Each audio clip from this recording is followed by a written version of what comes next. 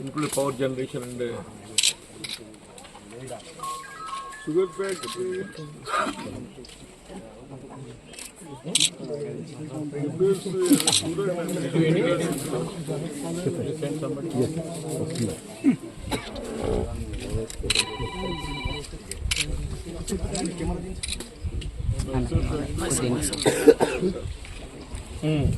Gate కాడ కూర్చొని start చేస్తాడు ఇంట్లో కూర్చొని బంద్ చేస్తాడు మరి ఇదే చెప్తున్నాను ఇదే చెప్తున్నాను గేట్ కాడ కూర్చొని స్టార్ట్ చేపిస్తాడు ఇంట్లో కూర్చొని బంద్ చేస్తాడు అంటే గేట్ కాడ రాలేకపోయింది అంటే అదే చెప్తున్నాను తలకాయ తీసేసుకుంటాడు తలకాయ తీసేసుకుంటాడు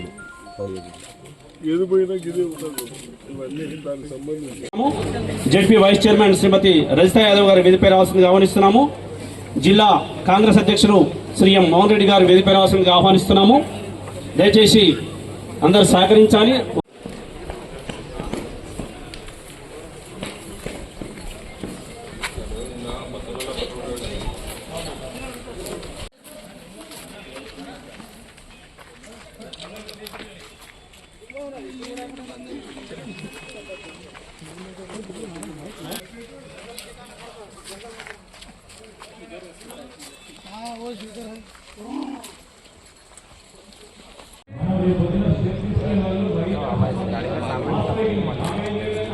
पीछे ब्लोरो गाड़ी के पीछे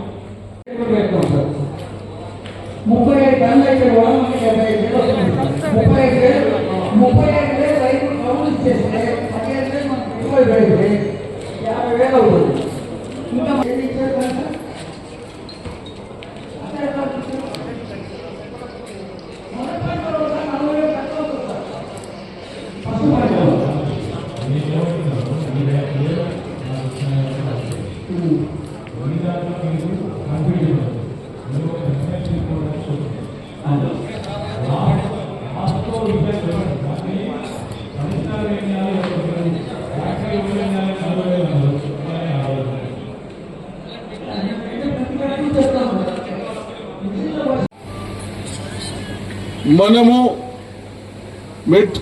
మెదకు బోధన్ అండ్ జైరాబాద్ ఏన రికవరీ ఏరియా బాగా సీడ్ మంచిగుంటే 11-12 మాకు స్టార్టింగ్ లో 13% రికవరీ కూడా వచ్చింది. ఇక్కడ రికార్డ్స్ ఉన్నాయి కాబట్టి ఉంటే మేము రైతులు బాగుపడతాం. రికవరీ మీద మాకు షుగర్ కేన్ రేటు పెరుగుతుంది.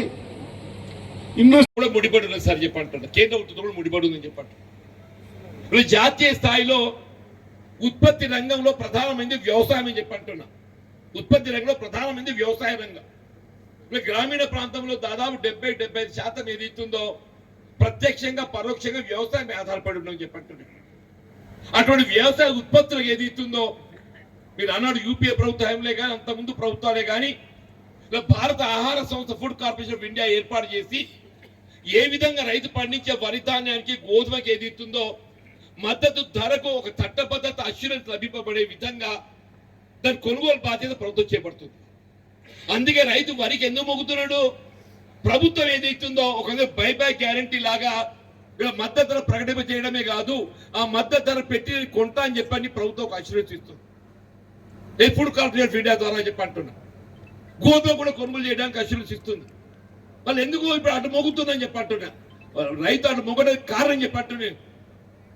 కేవలం వరికి గోధుమకు సంబంధించే కాకుండా రైతు ఉత్పత్తి చేసే ఏ వ్యవసాయ ఉత్పత్తి అయినా కానీ కేవలం కనీస మద్దతు ధరకే పరిమితం కాకుండా ప్రకటింపబడ్డ కనీస మద్దతు ధర కల్పింపజేయబడే చట్టబద్ధత కల్పింపజేయబడినప్పుడు మాత్రమే రైతుకు ఏది ఇస్తుందో ఒక విధమైన విశ్వాసం కలుగుతుందని చెప్పంట. జాతీయ స్థాయిలో మనకు అందరూ తెలిసిన రోజు పత్రికలు గమనిస్తుందని చెప్పి అంటున్నా. దేశ రాజధాని ఢిల్లీ సరిహద్దు ఏదైతుందో రాజకీయాలకు అతీతంగా రైతాంగం ఉద్యమం చేపట్టడం, వీళ్ళ ప్రభుత్వం స్పందన చేయడం కాదు. ఒక రైతు ఏదైతుందో మొన్న రబ్బర్ బుల్లెట్లకు పాపం బలి కావడం జరిగిందని చెప్పి అంటున్నా. రాజకీయాలకు అతీతంగా రైతు ఉద్యమిస్తుందంటే ఏంటి? రైతుకి ఏదైతుందో వ్యవసాయ ఉత్పత్తులకు కనీస మద్దతు ధర చట్టబద్ధత కావాలని చెప్పి అంటున్నారు. వీళ్ళ రైతాంగం వీళ్ళ చెరుకుకు సంబంధించి వీళ్ళు 3,500 ఉన్నది సార్. వీళ్ళు 3,500 సరిపోదు, మీరు 4,000 కావాలని చెప్పి అంటున్నాం. కానీ 4,000 కల్పింపజేయబడ్డప్పుడు మాత్రం ఏది ఇస్తుందో రైతుకి గిట్టుబాటు అవుతుంది. రేపు రాబోయే ప్రభుత్వం దేశంలో, రేపు రాబోయే సార్వత్రిక పార్లమెంట్ ఎన్నికల్లో ఏ ప్రభుత్వం అధికారానికి వచ్చినా చెరుకు ఏది ఇస్తుందో మొదటి పంటకు కనీసం 4,000 టన్ను కల్పింపజేయబడ్డట్టయితే తప్పకుండా చెరుకు రైతుకి ఏది ఇస్తుందో ఇది గిట్టుబాటు అవుతుందని చెప్పి భావన వ్యక్తం చేస్తామని చెప్పండి. మీ ఇండస్ట్రీ డైరెక్టర్ వచ్చి రిపోర్ట్కి అనుగుణంగా నేను గమనించిస్తా చెప్పంటున్నా. డైలీ 3,500 టన్ క్రషింగ్ కెపాసిటీ ఉత్పత్తి చెరుకు లభించబడ్డట్టయితే ఇది వాయబుల్ అని చెప్పండి సార్.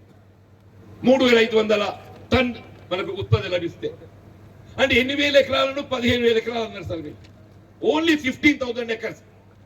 It's not big. 15,000 ఎకరాలు పంట పండించకపోవడం ఏంటి నాకు అర్థంగా చెప్పంటున్నా. నేను మీరు బైబ్యాక్ కొనుగోలు గ్యారంటీ ఇవ్వండి చెప్పంటున్నా.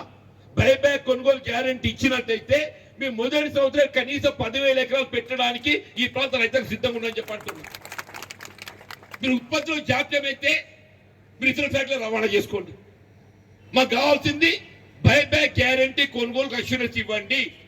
మేము మొదటి సంవత్సరం ఏదైతుందో కనీసం 10,000 ఎకరాలు పెట్టడానికి రైతు ఏదైతుందో ఈ ప్రాంతం సుదర్శన్ రెడ్డి గారు ఉన్నారు, ఇక్కడ రైతు బిడ్డ కాబట్టి ఏదైతుందో అందరూ సంసిద్ధ వ్యక్తం చేస్తూ చెప్పంటారు. మరి అప్పటి తెలుగుదేశం ప్రభుత్వ హయాంలో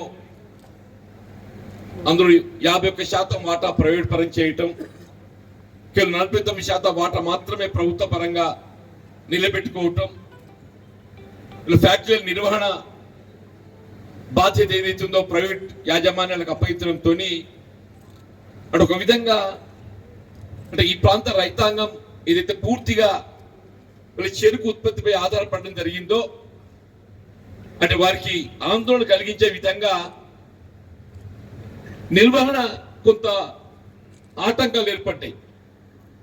దాంతో తెలంగాణ రాష్ట్రం ఏర్పాటుతో ఏ ప్రైవేట్ యాజమాన్యంలో నిర్వహింపబడుతున్న చక్కెర కర్మాగారాలను ప్రభుత్వ పరంగానే చేపట్టి రైతాంగానికి అండగా నిలిచే విధంగా, రైతాంగానికి చెరుకు గిట్టుబాటు అయ్యే విధంగా ఏదైతుందో చర్యలు చేపట్టబడడం జరుగుతుందని చెప్పని ఒక విశ్వాసాన్ని కలిగించి మరి 2014లో అధికారానికి వచ్చినటువంటి ఒక టిఆర్ఎస్ ప్రభుత్వం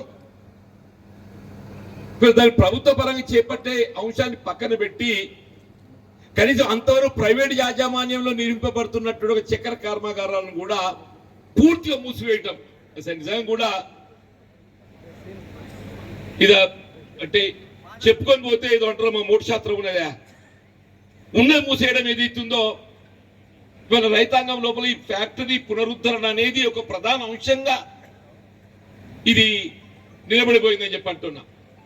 ఇలా మిత్రుడు సుదర్శన్ రెడ్డి గారు మరి కేవలం ఒక ప్రజా ప్రతినిధిగానే కాకుండా ఒక రైతు బిడ్డగా చెప్పంటున్నా. నాకు ఇప్పటికి గుర్తుందే మీరు పాదయాత్ర చేపట్టేటప్పుడు ఏదైతే మేమందరం ఈ ప్రాంతం రావడం జరిగిందని చెప్పంటున్నా.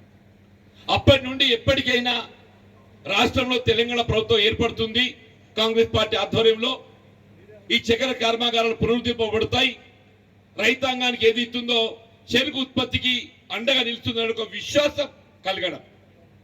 ఇలా కాంగ్రెస్ ప్రభుత్వం ఏర్పడడంతోనే మిత్రుడు రేవంత్ రెడ్డి గారు మరి ముఖ్యమంత్రిగా బాధ్యతలు చేపట్టడము, ఇలా శ్రీధర్ బాబు గారు ఏదైతుందో పరిశ్రమల శాఖ మంత్రి కావటము నిజంగానే అదృష్టంగా పేర్కొంటారని చెప్పంటు నేను. వారు ఒక పరిశ్రమ శాఖ మంత్రులే కాకుండా వారు కూడా ఒక రైతు బిడ్డ అని చెప్పంటే ఒక గ్రామీణ ప్రాంతానికి వెళ్ళి వచ్చిండు, రైతు కష్టసుఖం తెలిసేటువంటి వాడు. రైతుకి ఏది ఇస్తుందో ఏ విధంగా ఉత్పత్తికి తోడ్పడాలనేటువంటి ఒక ఆలోచన కలిగినటువంటి వారు ఏది ఇస్తుందో పరిశ్రమ శాఖ మంత్రి కావటము, ఈ చక్కెర కర్మాగారాల పునరుద్ధరణ బాధ్యత ఏది ఇస్తుందో వారికి అప్పగించడం జరిగింది.